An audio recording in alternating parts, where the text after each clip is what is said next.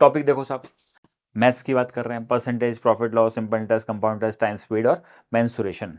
सही है, general topic है, कोई मुश्किल काम नहीं है, अर्थमेटिक के टॉपिक हैं।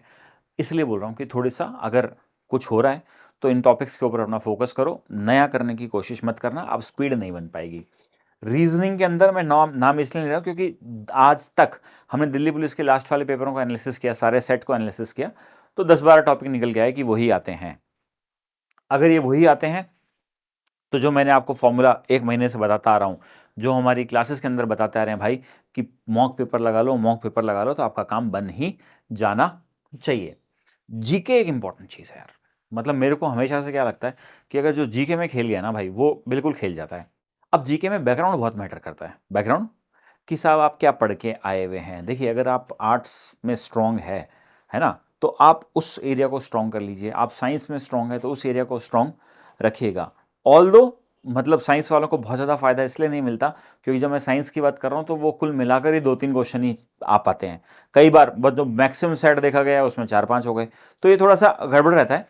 पर फिर भी अभी आपको क्या करना चाहिए, क्या करना चाहिए, टॉपिक्स पढ़ो साहब। 1857 की क्रांति है, सोशल रिफॉर्म्स है, गांधी मूवमेंट, क्वेश्चन बनते हैं साहब इनके ऊपर से, है ना। गांधी जी के बारे में सब कुछ, dance festival, music instrument, fundamental rights, constitution, bodies, location, physical features, समझ रहे हो, यहाँ पे ज्योग्राफी भी आ गई है साहब। सीज, census 2011, RBI monetary policy, unemployment and poverty, इन सब चीज़ों के ऊपर आप पढ़ते हुए चलिए। हाँ, और करंट अफेयर्स बहुत इंपॉर्टेंट है। क्या इंपॉर्टेंट है भाई? करंट अफेयर्स बहुत इंपॉर्टेंट है। करंट अफेयर्स में books and authors, personalities, important days, military exercise, international events, index. आपको मंथ वाइज हमने करंट अफेयर्स के अलग से वीडियो बना के दे दिए, पंकज सर ने बनाए थे। उन वीडियोस को थोड़ा ढंग से देख लीजिएगा, उनमें ठीक ठाक सी बात रहेगी। साथ ही साथ अब आप बोलोगे साहब ये बातें तो सही है, ये बातें हमें समझ में भी आती है, साइंस के लिए भी बताना चाह रहे थे, पीरियोडिक टेबल, ह्यूमन। देखिए, अगर अभी तक नहीं पढ़ा है तो भाई हाथ जोड़ के विनती है, मत पंगे लेना। अब तक आपने जीके में जो पोर्शन कंप्लीट करके रखा हुआ है उसको थोड़ा सा और स्ट्रांग कीजिएगा, तो हमारा काम बनना शुरू हो सकता है। कंप्यूटर के भी इंपॉर्टेंट टॉपिक है, पर अगेन मेरा कहना क्या है, मेरा कहना सिर्फ वही है कि प्रीवियस ईयर पेपर को ढंग से कर लीजिएगा साहब। ये एमएस वर्ल्ड, एक्सेल, इंटरनेट, ये सब बातें सही है।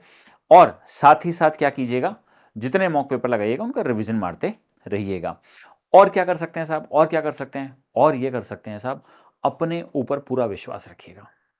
ये सबसे इंपॉर्टेंट चीज़ है भाई।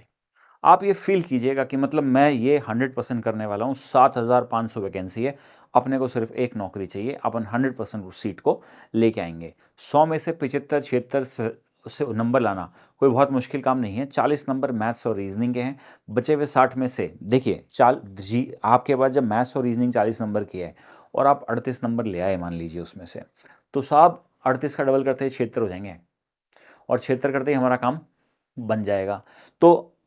तो बैलेंस कहाँ जरूरी है, रोल कौन इंपॉर्टेंट रोल प्ले कर रहा होगा, जीके रोल इंपॉर्टेंट प्ले कर रही होगी। 60 नंबर, 10 दिन भाइयों, प्लीज़ जीके को ढंग से सीरियसली लो।